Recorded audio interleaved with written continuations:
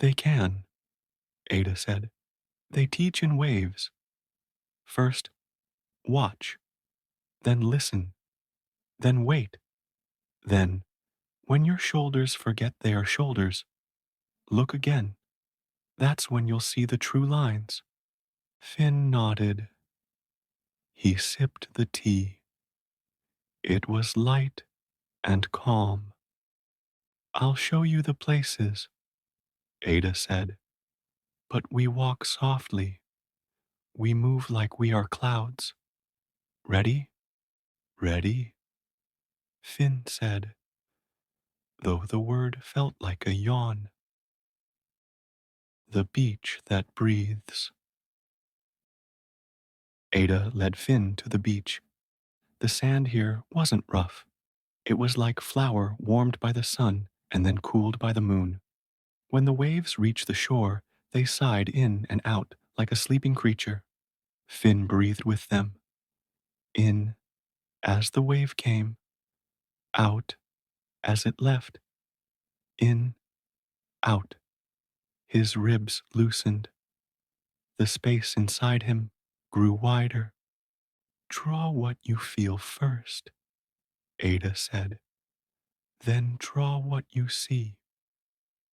Finn drew a wide curve, the breadth of the beach. Then he drew the line of the shore, a gentle arc. He drew small dots for shells that looked like closed eyes. He drew the way the rain stitched the air with slanted threads. Good, Ada said. Now listen. Finn closed his eyes. The waves spoke slowly, as if their language moved through water. They said, rest is not a door you force. Rest is a tide. It knows when to come in. It knows when to go out. Your only job is to float. Finn opened his eyes and wrote the words at the bottom of the map. Float. The orchard that hums. Next, they walked to an orchard. The trees were short and round, their leaves dark and shiny. Apples hung like lanterns. The orchard hummed, a low, even tone, like a long note on a cello. That's the bees in their sleep, Ada said. They dream in soft music. Finn drew the orchard. He drew the paths, curving like commas, the apples in clusters, the hum as a ribbon, moving across the page. He tasted an apple. It was not sharp. It was sweet and slow, like a song you hum to yourself when you don't need words. He wrote at the edge of the map, move like a comma, not a period. The dune pillows. After that, they reached the dunes, the sand piled in smooth hills, as if someone had poured cream and let it rest. Tall grasses swayed with the rain, and small white flowers blinked open and shut, like sleepy eyes. Finn climbed one dune and lay down. It held him. He felt the grain of the sand shift around him, finding the shape of his back. This is the shape of being held, he thought. He drew a map of the dunes in soft curves, leaving blank spaces where the wind might rewrite the lines. In those spaces, he drew tiny stars to show that emptiness can also shine. He wrote, leave room for the wind, the lighthouse that whispers. Finally, at the far tip of the shore, they came to a small lighthouse. It was not tall. It didn't need to shine far. This light was for close things, rocks, boats, hearts. The door was open. Inside, a spiral staircase curled like a shell. At the top, a lantern glowed, and its warm circle turned slow as a yawn.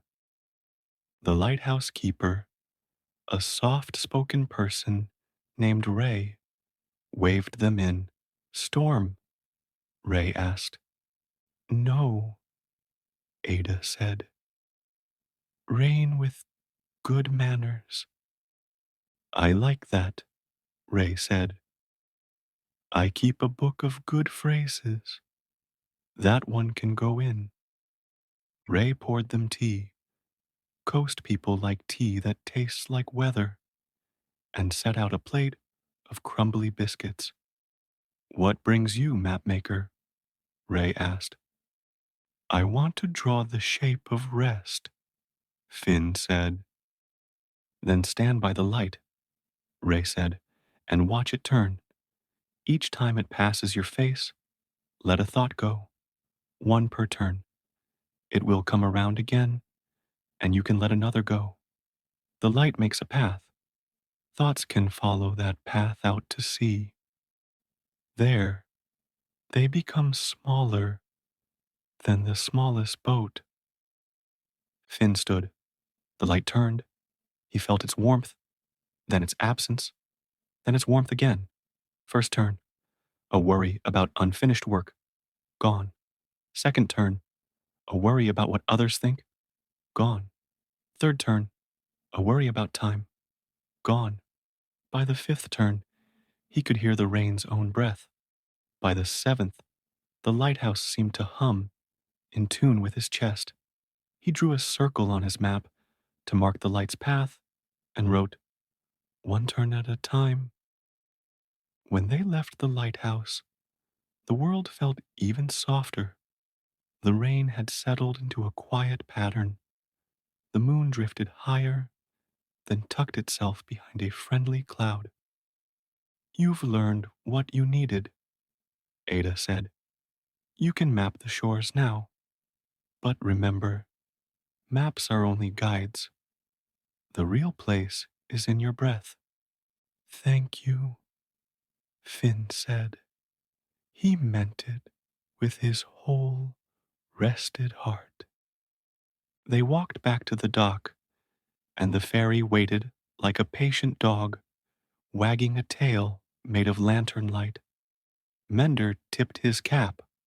Back so soon? I found the lines I needed, Finn said. Good, Mender said. Hold on to them gently. The tight fist cannot carry water. Finn smiled. He knew he would write that on the map too. The ferry glided home. Finn leaned on the rail again, and this time his thoughts did not pace. They sat like quiet friends, hands around warm cups, listening to the engine purr and the rain whisper the same soft story to the river and the sky. Back in the bookstore. Nona closed the book. The room was very quiet.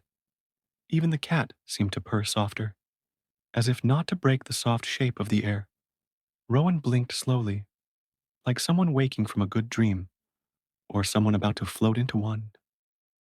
That, Nona said, is the end. It doesn't feel like an end, Rowan murmured. It feels like a door that stays open. Ah, Nona said. Then it worked. Rowan took a slow breath. They felt different, but only a little. Not sharp, not sudden. More like when a knot unties itself because you've stopped tugging. What happens next? Rowan asked. Next, Nona said, you'll take the last ferry to the little inn on Willow Street.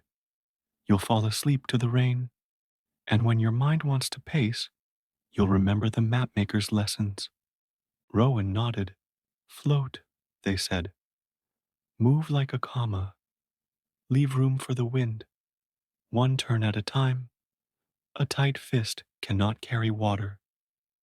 Exactly, Nona said.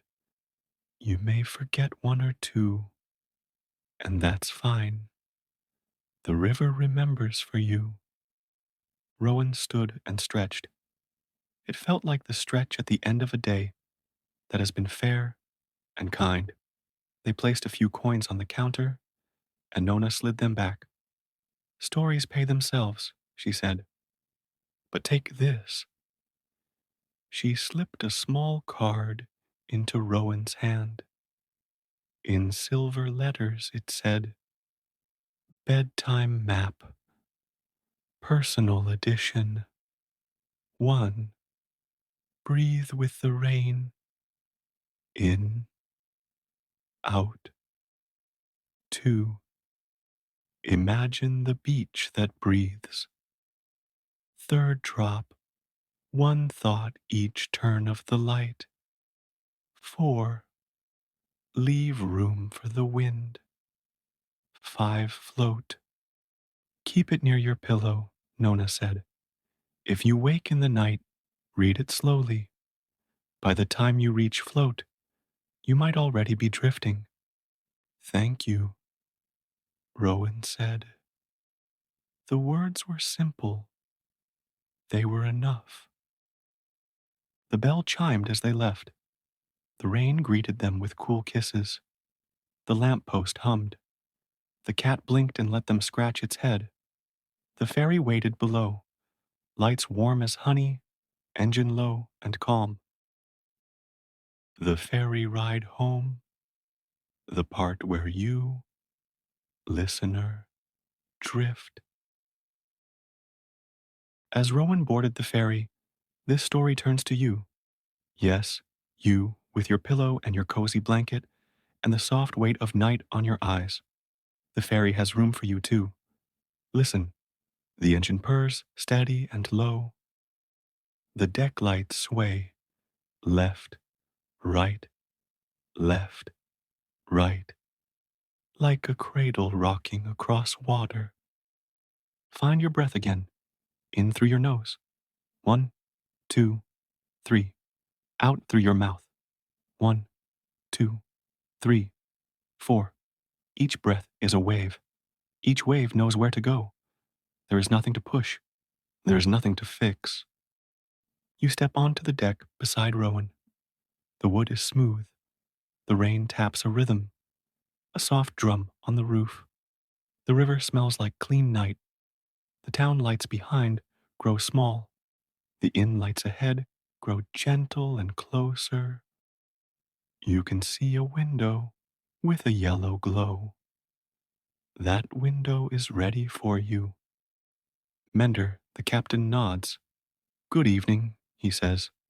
The water is calm and the moon is kind. His voice is a blanket.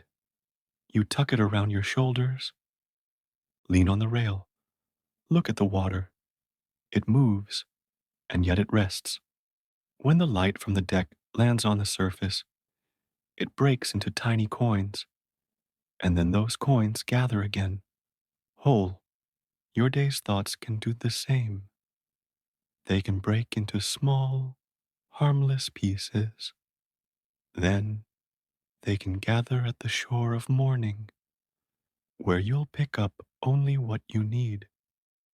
Rowan stands one step away, smiling into the rain. You don't need to speak. Sometimes the best talk is shared quiet.